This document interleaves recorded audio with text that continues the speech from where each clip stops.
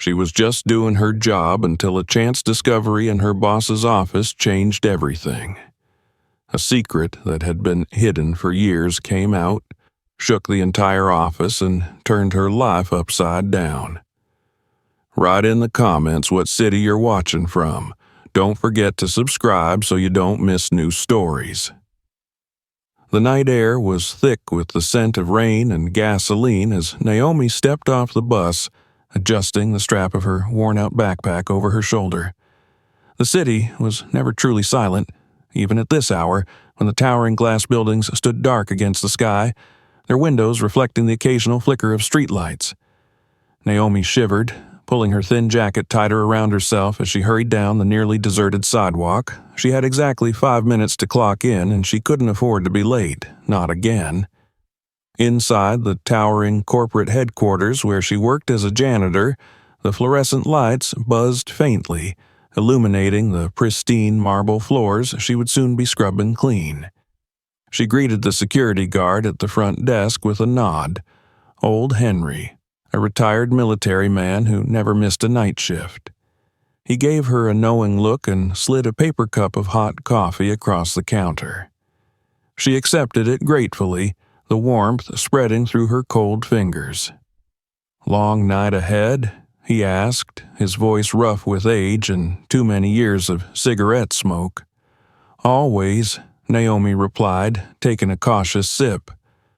The coffee was too bitter, but she was too tired to care.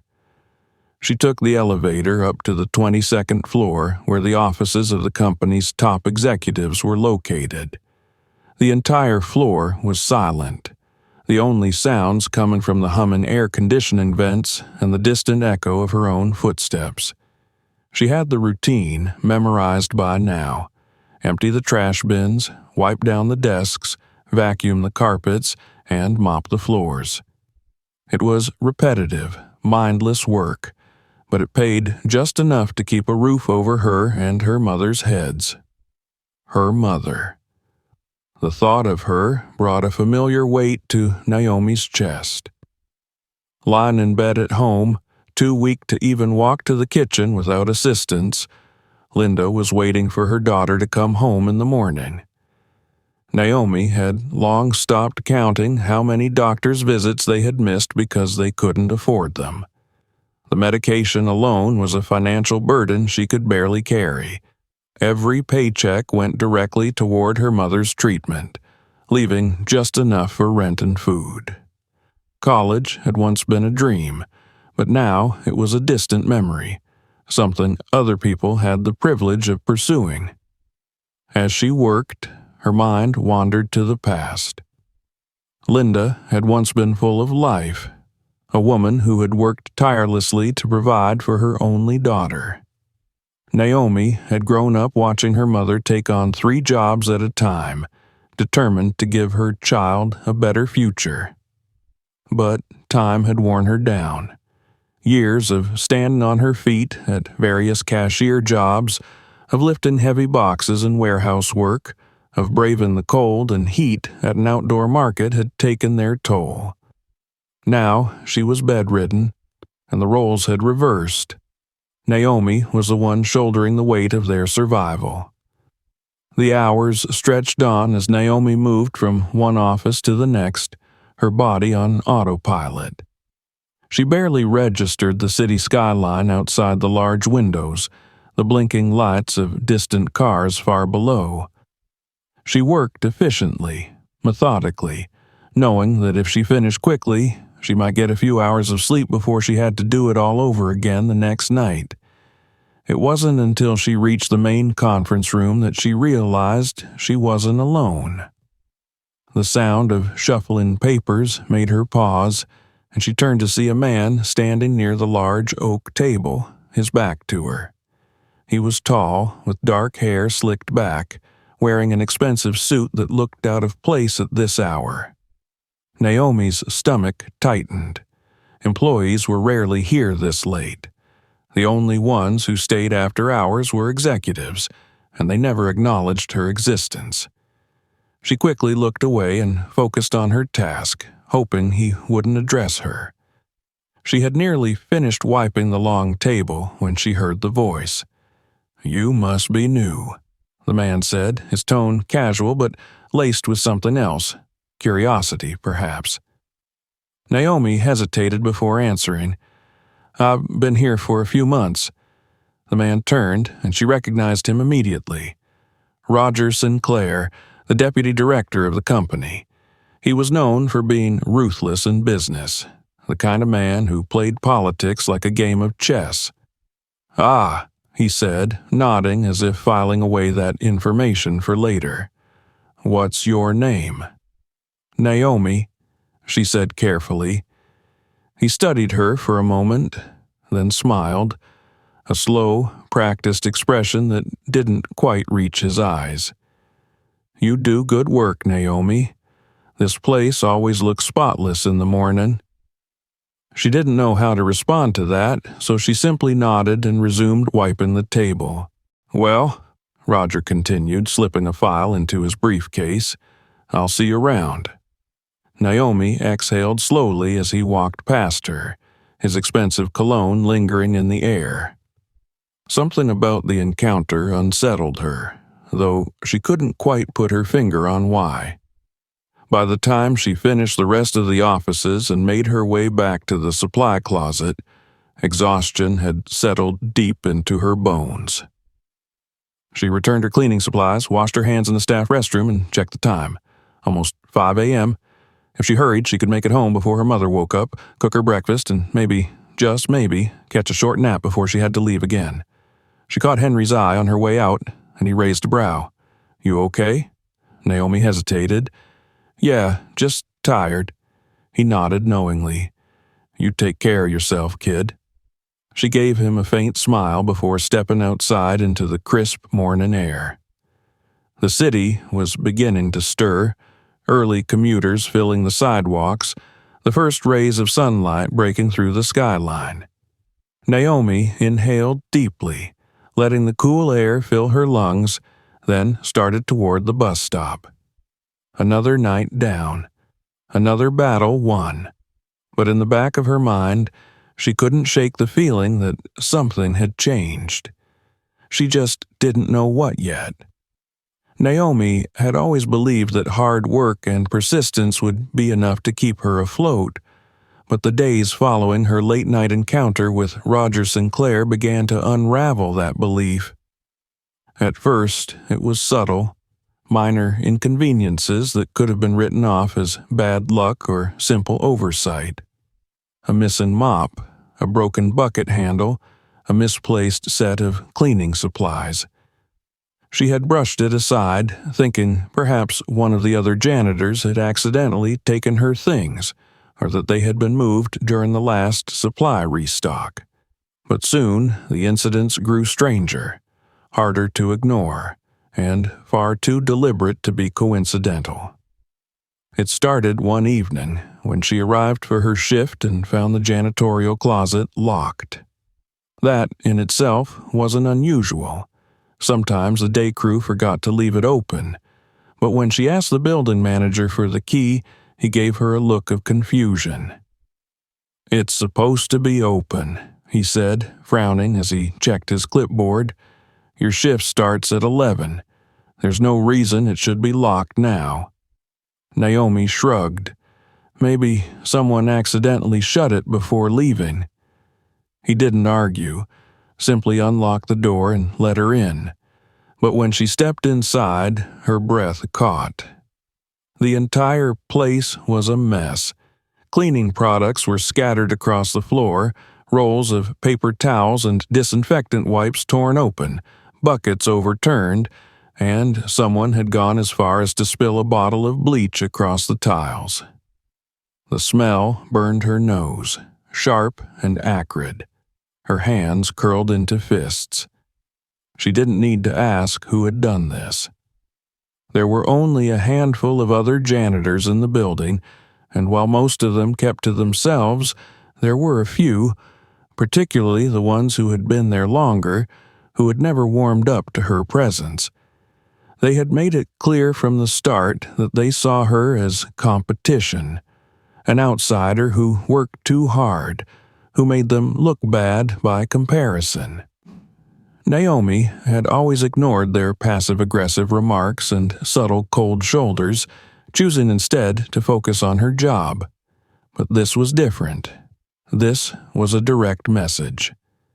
She took a deep breath and got to work cleaning up the mess. It cost her nearly an hour of her shift, which meant she had to rush through the first half of her rounds to catch up. By the time she reached the executive offices, she was already exhausted. As she entered the large conference room, she immediately noticed something off. The scent of freshly spilled coffee hung in the air, strong and bitter.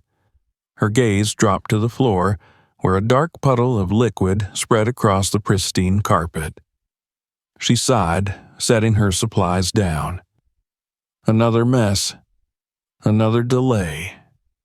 Kneeling, she began blotting the stain, scrubbing it with the efficiency of someone who had done this 1,000 times before. But as she worked, she felt a presence behind her, and a cold prickle ran down her spine. She turned her head slightly, and there he was, Roger Sinclair, standing just a few feet away, watching her with an expression of idle amusement. "Long night?" he asked casually. Naomi forced herself to keep her posture relaxed. "Same as always." Roger stepped closer, circling around the table with an air of nonchalance, though she could feel the weight of his gaze lingering on her longer than necessary. "I heard you had some trouble tonight," he said. "The supply closet incident." Naomi didn't reply. There was no point in discussing it with him. He wasn't her supervisor. He didn't need to concern himself with the janitorial staff. But the way he was looking at her, the slight smirk tugging at the corner of his lips, made her uneasy. He knew. Of course he knew.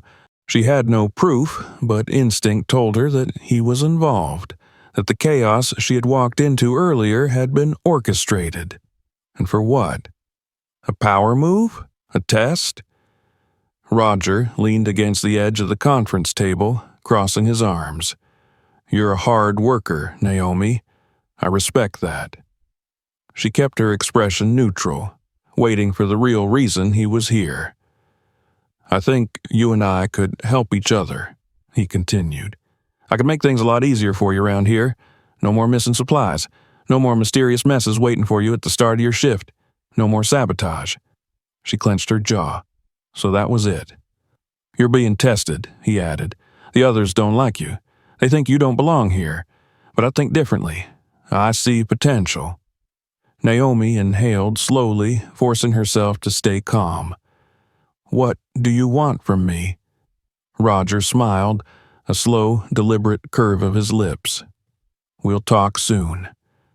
Just like that, he turned and walked away, leaving her alone with the mess on the floor and a gnawing sense of unease in the pit of her stomach.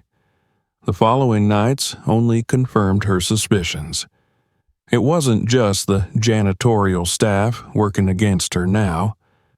Strange things began happening throughout the building. Documents left on desks mysteriously went missing, only to be found later in places they didn't belong. Important files turned up soaked in water or crumpled beyond recognition. The security team started asking questions, tensions rising among the office workers. And Naomi noticed something else, something more disturbing. Each incident, each misplaced file, each destroyed document coincided with her shifts. At first, she thought she was being paranoid, but the whispers in the hallways, the lingering stares from employees in the break room, and the occasional accusing glances from supervisors told her otherwise. They thought it was her. She had become the scapegoat for something much bigger than simple workplace rivalry. It all came to a boiling point when she arrived one evening to find her cleaning cart in the executive lounge, filled with shredded papers and an overturned coffee cup soaking through what looked like an important contract. She barely had time to react before the head of security stepped into the room, his eyes narrowing as he took in the scene. "Naomi," he said, his tone unreadable. "We need to have a talk." The words sent a chill down her spine. She wasn't sure how, but she knew this was just the beginning. Naomi sat stiffly in the small security office, the overhead fluorescent light casting a stark glow over the room. The head of security, a stocky man with graying hair and a permanent frown, stood near the desk, arms crossed over his chest. A single security monitor flickered behind him, displaying grainy black and white footage from the various cameras stationed around the building. She had been in this office once before, months ago, when she first started working at the company. Back then, it had been a simple procedural introduction, signing forms, reviewing basic safety rules, understanding which areas were off limits. But now, the atmosphere was different. Accusatory. Tension sat heavy in the air as the man regarded her with a measured expression. Naomi could feel the weight of his scrutiny, as if he were silently trying to piece together a puzzle, deciding whether she fit into the growing list of office mishaps that had begun plaguing the building. "You've been working here how long now?" he asked finally. "Almost 4 months," Naomi replied, keeping her voice even. He nodded slightly, glancing down at the clipboard in his hand. "You've been doing night shifts exclusively?" "Yes." Another nod. He tapped his pen against the desk, considering his next words carefully. "I assume you've heard about the recent incidents?" Naomi met his gaze steadily. "If you mean the missing files, the shredded documents, and the ruined equipment, then yes, I've heard." His frown deepened. "You were the last person in the executive lounge before the damage was discovered." She inhaled slowly. Of course, she had expected this. The setup was clear as day, and yet proving her innocence felt like an impossible task. She had no way of knowing who was truly responsible. The cameras might have caught something, but if someone was clever enough, they would have known how to avoid them. "I don't know how that happened," she said carefully, "but I do know I didn't do it." The security chief sighed, rubbing a hand over his face. "Look, I don't think you're some corporate saboteur, but I need to do my job, and right now, all signs are pointing at you." Naomi's hands clenched in her lap. "Because I clean the offices?" "Because you're the only person unaccounted for during these incidents."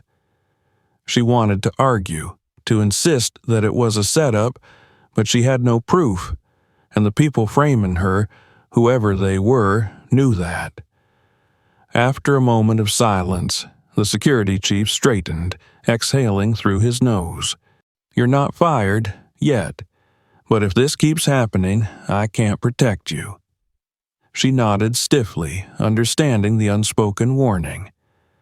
That night, she worked faster than usual, finishing her rounds with the efficiency of someone who wanted to be anywhere else.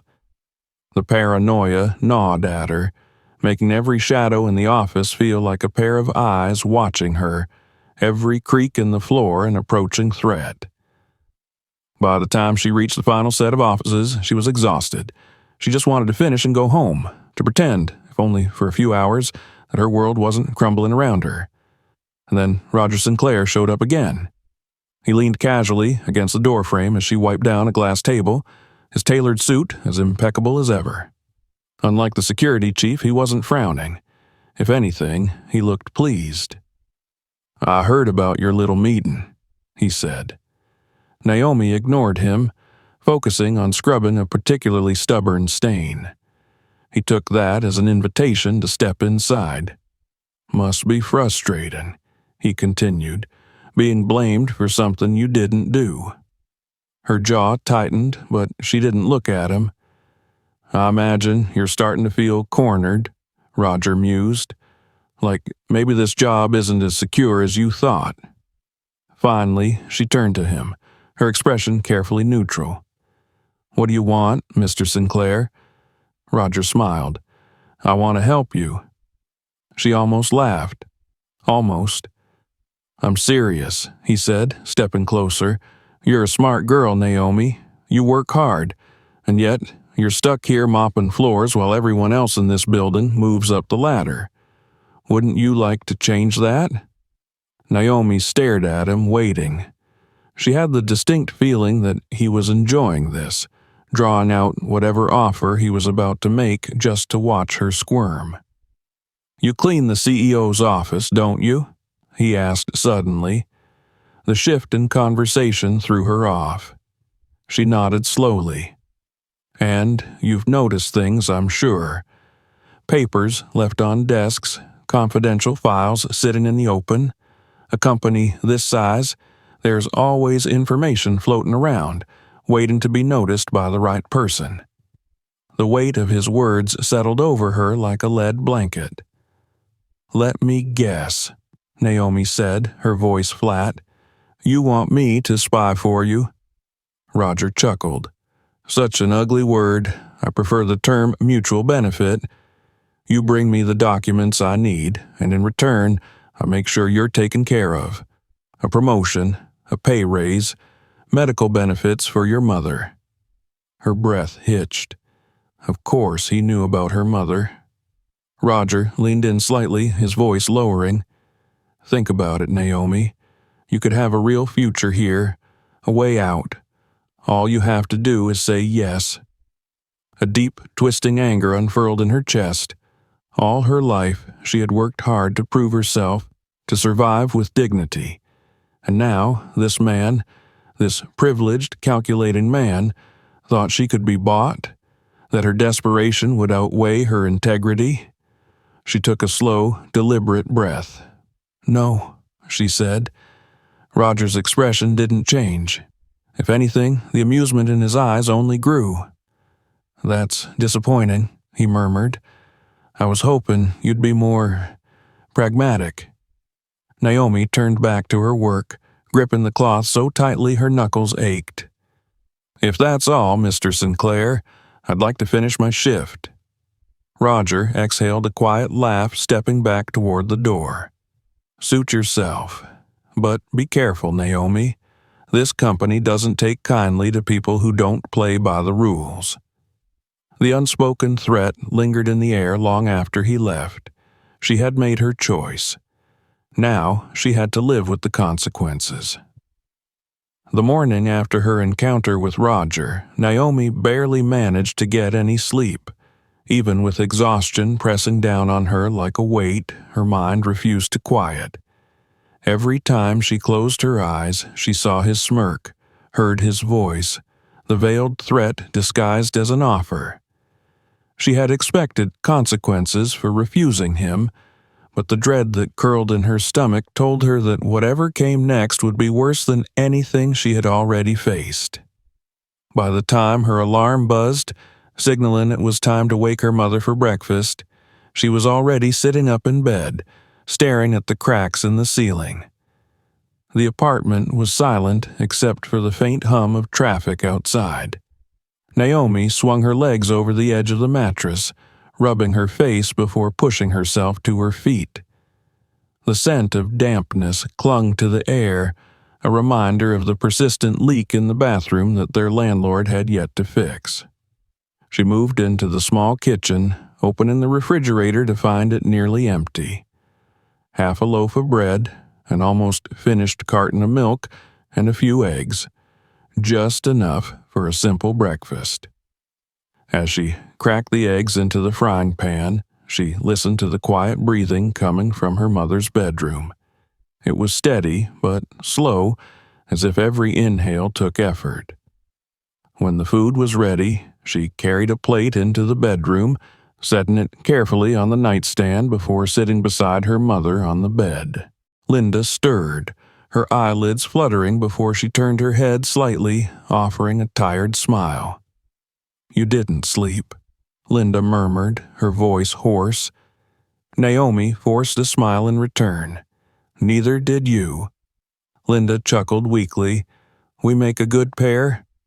Naomi helped her sit up, placing the plate in her lap. She watched as her mother took slow, careful bites, the simple act of eating clearly taking effort. Every time Naomi saw her like this, the guilt was suffocating. If she had more money, better resources, Linda wouldn't have to suffer like this. If she had taken Roger's deal, her mother could have had proper medical treatment. The thought made her stomach churn. She shook it off, forcing herself to focus. She needed to get ready for her shift. When she arrived at work that evening, the tension was palpable. The security guard at the front desk barely acknowledged her, his usual friendly nod replaced with an impassive stare. The other janitors whispered among themselves as she passed, their voices hushed but sharp with speculation. Something had changed. The first sign of trouble came when she entered the janitor's closet. Her usual cart was missing, replaced by an old, rusted one with a faulty wheel. The mop bucket was cracked, leaking water onto the floor. Most of her cleaning supplies were gone. She stood there for a moment, staring at the stripped-down cart, bile rising in her throat. It was a clear message. She gritted her teeth and grabbed the mop anyway. If they wanted to make her job harder, fine. She would still do it. As she moved through the building, the signs of sabotage became impossible to ignore. In one of the conference rooms, someone had spilled an entire cup of coffee onto the carpet, letting it soak in for hours. It took her twice as long to scrub it out. In the executive hallway, small piles of shredded paper littered the floor, forcing her to vacuum the same spot repeatedly. And then, in the restroom near the CEO's office, she found the worst of it. The mirrors had been smeared with soap. Handprints streaked across the glass in deliberate, chaotic patterns. The sinks were clogged with wet paper towels, and the floor was covered in a sticky, foul-smelling substance. It was vandalism. Her hands clenched into fists as she stared at the mess. Someone had done this on purpose, knowing she would be the one blamed for it. She spent nearly an hour scrubbing the room clean, sweat clinging to her skin as she worked. When she finally stepped back, breathless and exhausted, she caught her reflection in the newly polished mirror. Dark circles hung beneath her eyes, her face drawn and tense. She barely recognized herself. The final blow came when she was called into the supervisor's office. She knew it was coming. She had felt it building all night, every stolen glance, every hushed whisper. Her supervisor, a middle-aged man with thinning hair and a permanent scowl, didn't even look up when she entered. He gestured for her to sit, flipping through a stack of papers on his desk. "There have been some complaints," he said flatly. Naomi remained silent, waiting. Documents missing from offices you clean, equipment damaged, unprofessional behavior. He finally looked at her, his gaze unreadable. The company has reviewed the security footage, and while there's no direct evidence of wrongdoing, the pattern is clear. Every incident coincides with your shift. She clenched her fists in her lap. "That's a coincidence," he sighed. "Coincidences don't happen this often, Naomi." A long pause stretched between them. She could feel it coming, the inevitable words that would change everything. "We're letting you go." For a moment, she couldn't breathe. The words felt distant, muffled by the rush of blood in her ears. She had known this was coming, but hearing it out loud was something else entirely. "You can collect your things at the end of your shift," her supervisor continued. "Your final paycheck will be mailed to you." Naomi forced herself to nod, her movements stiff and mechanical. She rose from the chair, turning toward the door, but hesitated. "If I didn't do any of this," she said, her voice quiet but firm, "then you're firing an innocent person." Her supervisor didn't respond. She walked out. The weight of it didn't truly sink in until she stepped into the hallway. It was over. The job that had kept her mother's medicine stocked, that had ensured they had a place to live, was gone. As she reached the janitor's closet to collect her things, she heard laughter, low, smug, and unmistakable.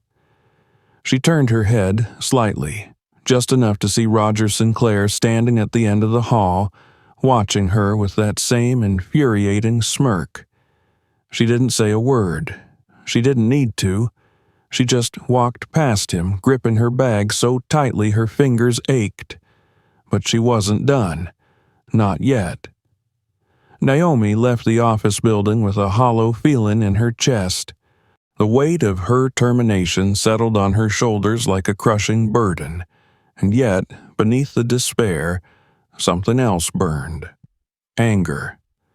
The night air was thick with the scent of damp pavement, the city alive with distant sirens and the murmur of passing cars. But she barely registered any of it.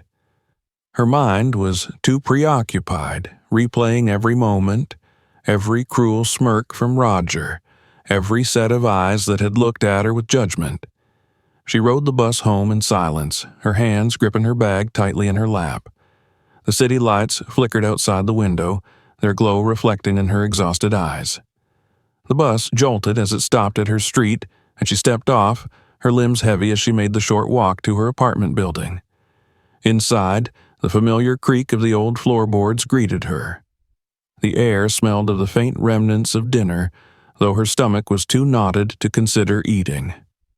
She moved quietly to her mother's room, peeking inside. Linda was asleep, her breathing slow, her thin frame barely shifting under the blanket. Naomi's chest tightened. She had spent years trying to keep her mother comfortable, sacrificing her own aspirations for the sake of survival. And now, without a job, how would she continue to do that? She swallowed the lump in her throat and turned away, her thoughts spinning in endless circles. She could start looking for another job in the morning, but the reality was grim. Her limited experience, her lack of formal education, finding work would not be easy. And then there was the other thought, the one she had been trying to push away. The fact that she had let them win. She had let Roger Sinclair drive her out.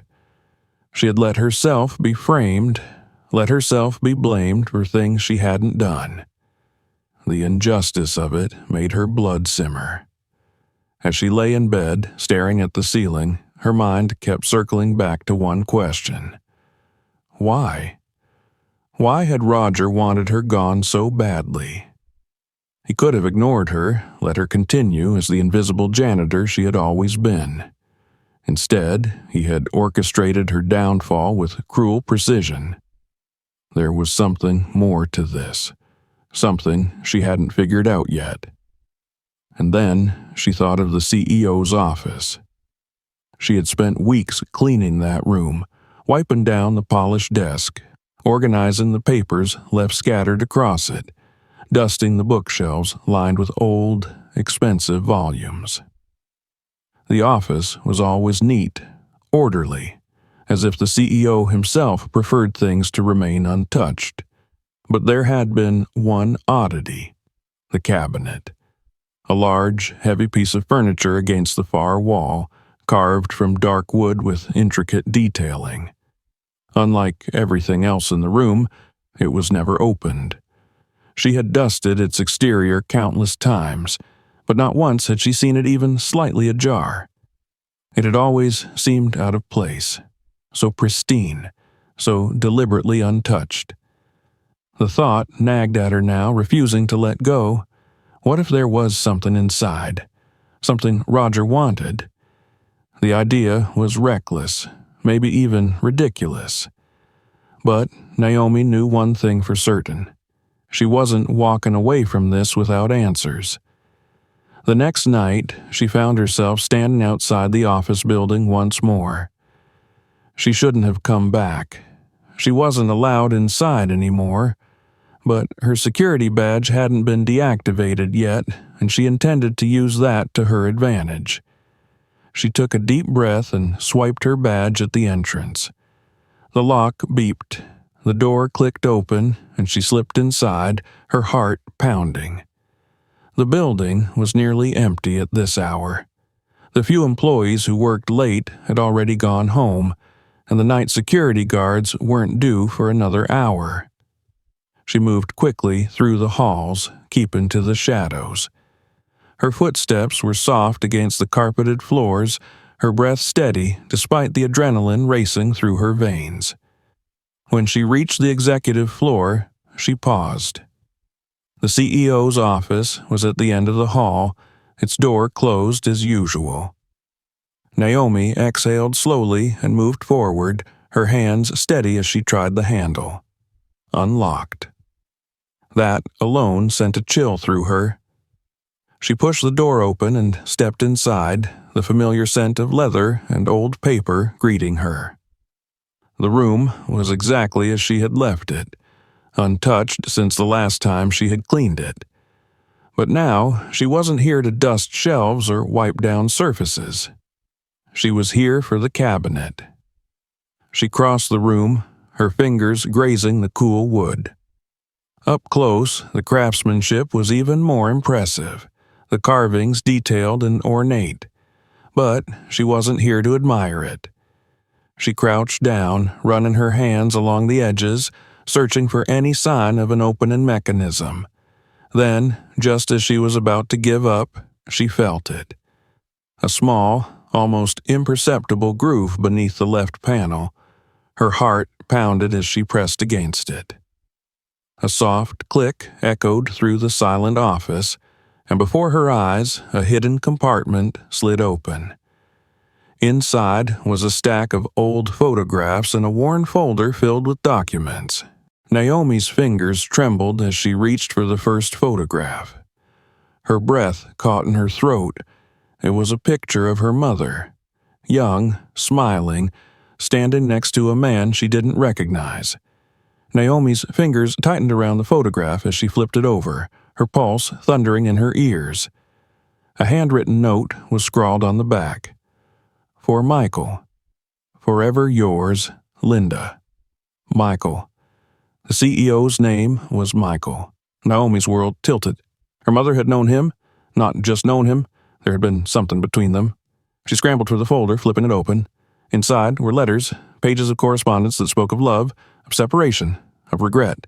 Each one signed the same way. Yours always, Linda.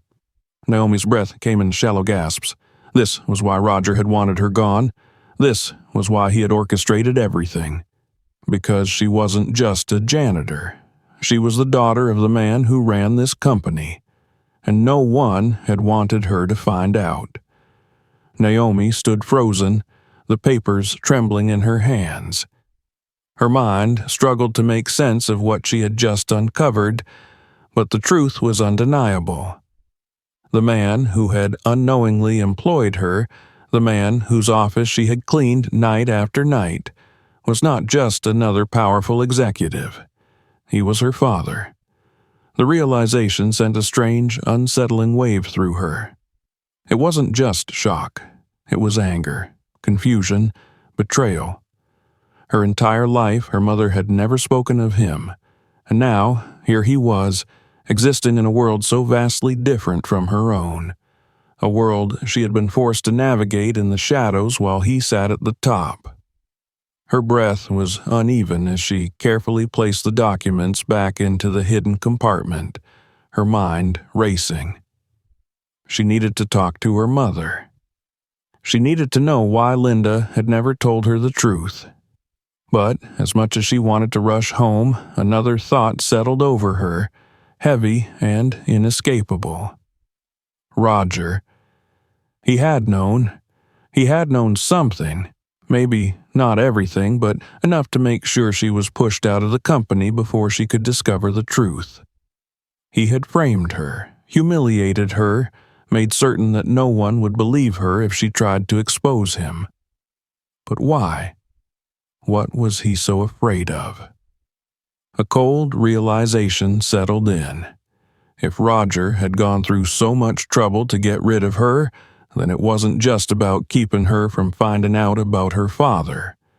There was something more. A noise outside the office made her jump, the distant sound of footsteps. Her pulse spiked. The security guards.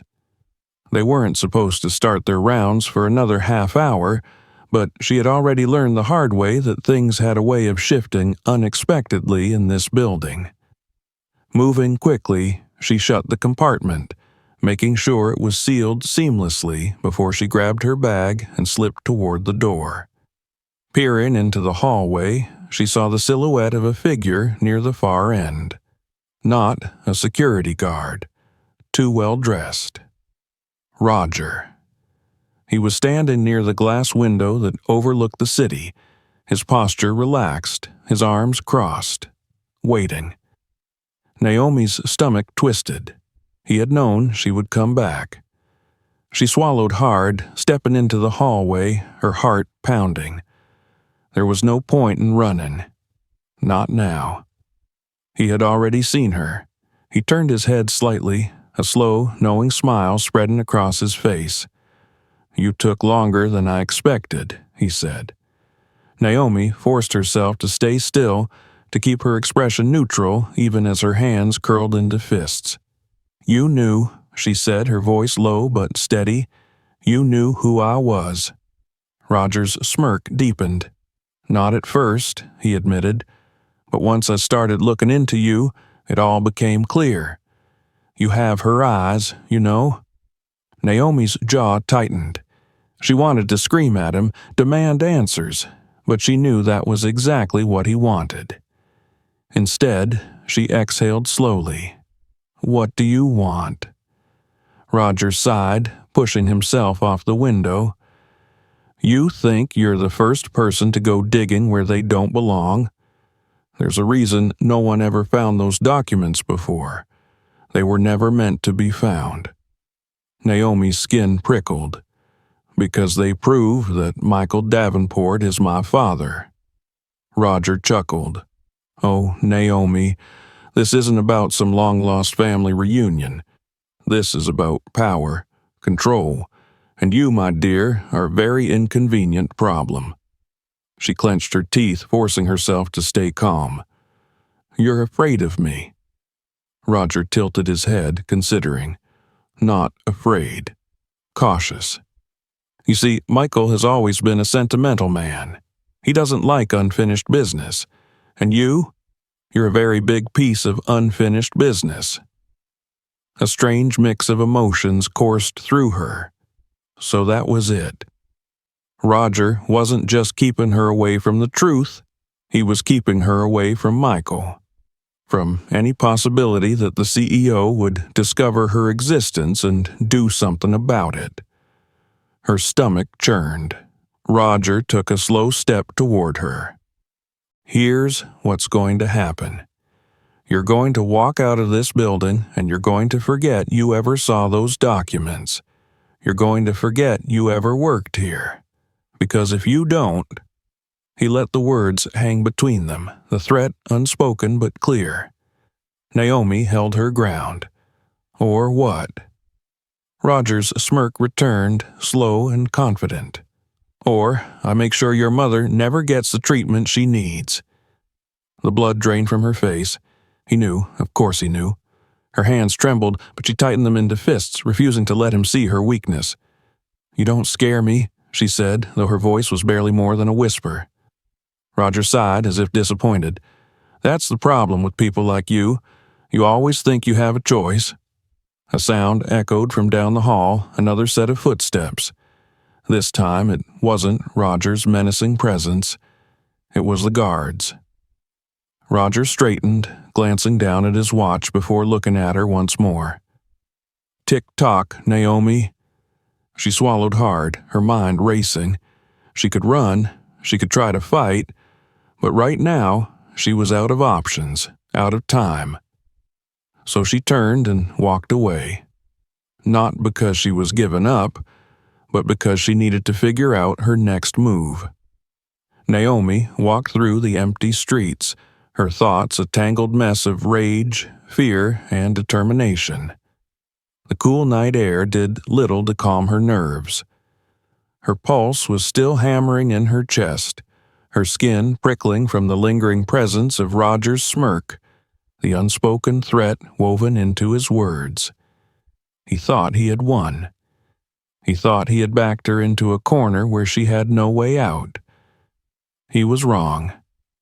She had spent too many years fighting, too many nights pushing through exhaustion just to survive. She wasn't about to let a man like Roger Sinclair decide her fate. She had a truth that needed to be told, and she had a man she needed to face. Michael Davenport. Her father. The word felt foreign in her mind, an unfamiliar shape she didn't know how to hold on to.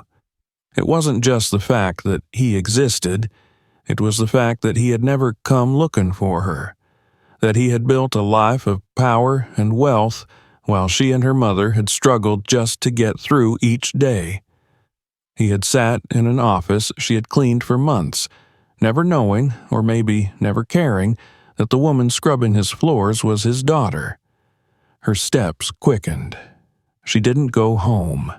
Not yet. She couldn't. Not without answers. Not without confronting the man who had unknowingly shaped her life by his absence.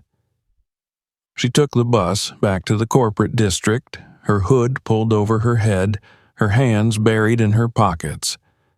The city was quieter now, the buildings dark except for a few illuminated windows high above. She stared up at them as she stepped off at her stop, her heart slamming against her ribs.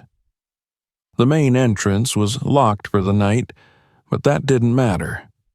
She had been in this building long enough to know the schedules, to know which doors were used for deliveries, which ones the maintenance workers used.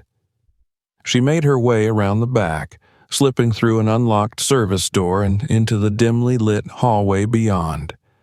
She moved quickly, her steps silent as she made her way to the executive floor. The security cameras would catch her, but she didn't care. Let them see her. Let them try to stop her. She reached Michael Davenport's office and tried the door. Locked. Of course. Her heart pounded as she lifted her fist and knocked. Hard. Silence. Then a rustling sound from inside. A moment later, the door cracked open, and Michael Davenport himself stood before her. He was older than she had expected, though she wasn't sure why she had pictured him any differently. Silver streaked his dark hair, lines of exhaustion carved into his face. He wore a crisp white shirt with the sleeves rolled up, his tie loosened as if he had been in the middle of reviewing paperwork. His sharp eyes scanned her face with confusion, his brows drawn together. "Who are you?" Naomi didn't flinch. She met his gaze head-on, her pulse roaring in her ears. "My name is Naomi," she said, "and I think we need to talk." Michael studied her for a long moment, his expression unreadable.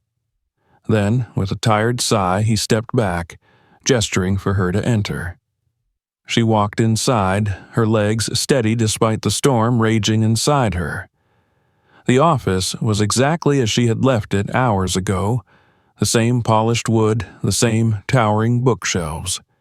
The hidden cabinet loomed in the corner, untouched. Michael shut the door behind her, then turned to face her. "It's late. If you're looking for work, I'm afraid we don't have any openings." Naomi let out a humorless laugh. "I know, I was just fired." Something flickered in his expression, but he didn't react beyond that. "Then why are you here?" She took a breath. "Because I found something you should have seen a long time ago." She reached into her bag and pulled out one of the letters she had taken from the cabinet, the one with her mother's signature at the bottom. She held it out, her fingers steady. Michael frowned, stepping forward to take it. His eyes scanned the paper, And as he read, his expression shifted. Confusion. Recognition. Something that looked dangerously close to regret. Naomi watched as his grip tightened around the letter. When he looked back at her, his face was pale. "Where did you get this?" "The cabinet, in your office." Her voice was steady, but her chest ached.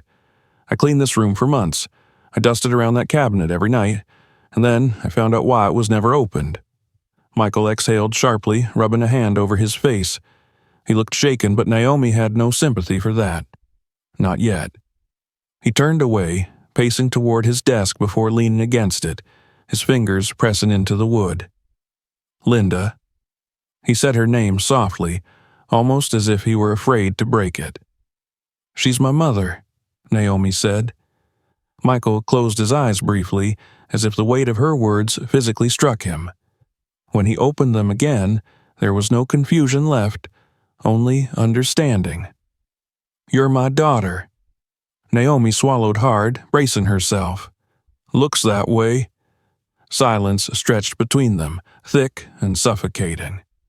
Michael let out a shaky breath, running a hand through his hair. "I didn't know." The admission stung more than she had expected. Naomi clenched her fists. "How could you not know? My mother, she struggled for years. She raised me alone. And all this time, you were here." Michael's expression twisted with something close to pain. "I searched for her." His voice was raw. "After I left, after my family sent me away, I tried to find her. But when I came back, they told me she was gone, that she had moved away, disappeared." Naomi's throat tightened. "She didn't disappear. She was surviving." Michael shook his head, his hands gripping the edge of the desk. "I didn't know about you." His voice broke slightly, but he steadied himself. "If I had—" "But you didn't," Naomi interrupted. Her eyes burned, but she refused to let them spill over. "And now, I don't know what to do with this. I don't know if I should hate you or—" She trailed off, unable to finish the thought. Michael exhaled slowly. "I don't expect you to forgive me, but I need you to know I would have been there if I had known." Naomi didn't respond. Another silence stretched between them before Michael straightened. "Who fired you?"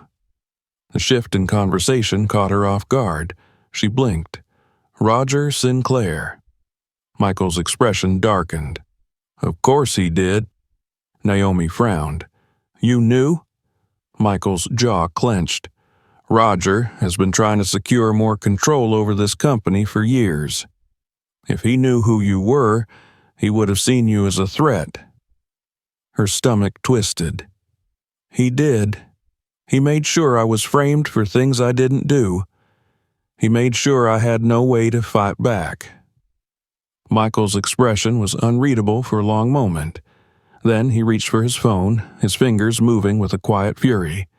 "That ends now." Naomi watched as he made the call. His voice was sharp, commanding. Orders were given. Roger's name was spoken with unmistakable authority. And just like that, the balance of power shifted. Naomi didn't know what would happen next, didn't know where she stood with the man in front of her. But for the first time in a long time, she wasn't invisible. She was seen. And she wasn't going anywhere. The days that followed were a blur. Naomi had spent so long existing on the fringes of the corporate world, unseen and disregarded, that stepping into the center of it felt like stepping into another reality. Everything had shifted overnight. The moment Michael Davenport had made that phone call, the unspoken power structure she had been trapped beneath cracked, and the weight of it began to lift. Roger Sinclair was gone. His downfall had been swift and brutal, orchestrated with a precision that only someone in Michael's position could execute. Naomi hadn't asked for details, but she had overheard enough to know that Roger had been under quiet scrutiny for months, his ambitions and backdoor deals drawing suspicion. Naomi had merely given Michael the final push he needed to act. One meeting with the board, one exposure of Roger's attempt to frame an innocent employee for his own gain, and the man who had once smirked at her downfall had been escorted out of the building with nothing but the suit on his back. It should have been satisfying, and in a way it was. But it wasn't the end of her fight. Michael had offered to reinstate her immediately, but Naomi had refused. She had no desire to return to scrubbing floors, not because she thought the work was beneath her, but because she had outgrown the role. She had spent years doing whatever was necessary to survive, taking the jobs that others overlooked, enduring the looks, the dismissals, the quiet humiliations. But now she had something she had never had before, a choice, and she wasn't going to waste it. Instead, she took a step she had once thought impossible. She went back to school. Michael had insisted on paying for it, on helping her mother with medical expenses, on giving her the security she had never known. At first, Naomi had resisted. Accepting help from him felt like admitting weakness, like allowing herself to rely on someone she still wasn't sure she could trust. But then she thought of her mother, the years Linda had sacrificed to keep them afloat. She knew that pride had no place in this decision. She accepted his help, not as a favor, but as a right. And so, life changed. She still woke up early, still moved through the city with the same determination. But instead of heading to an office to mop floors, she went to lectures. She studied late into the night, her books spread across the small kitchen table, her mother watching with quiet pride from the couch. She took part-time work at a small firm, nothing glamorous, but something that gave her experience, something that made her feel like she was building toward something greater. She saw Michael, but cautiously. Their relationship was uncharted territory, and neither of them knew how to navigate it. He was careful around her, never pushing, never expecting. He had made his mistakes, and he knew he couldn't erase them. But he tried. There were dinners at his home, awkward at first, filled with careful conversation and long silences. There were moments when he watched her with something close to wonder, as if he couldn't believe she existed, as if he were trying to memorize every detail before she vanished. There were the questions he never asked, but she could feel pressing against the surface. What had her childhood been like?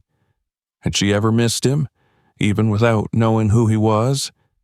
Did she hate him? She didn't have answers for him yet. Maybe she never would. But she was willing to try, and that was enough. The office she had once feared, the place where she had spent long nights trying to remain unseen, now looked different when she passed it on her way to class. She no longer walked with her head down. She no longer felt like an intruder, because she belonged, not just there, everywhere. Her life was hers now, and no one, not Roger, not the company, not the past, could take it from her. Don't forget to subscribe to the channel so you never miss new videos. If you enjoyed this one, check out our other videos and share it with your friends. Your support helps us create more great content.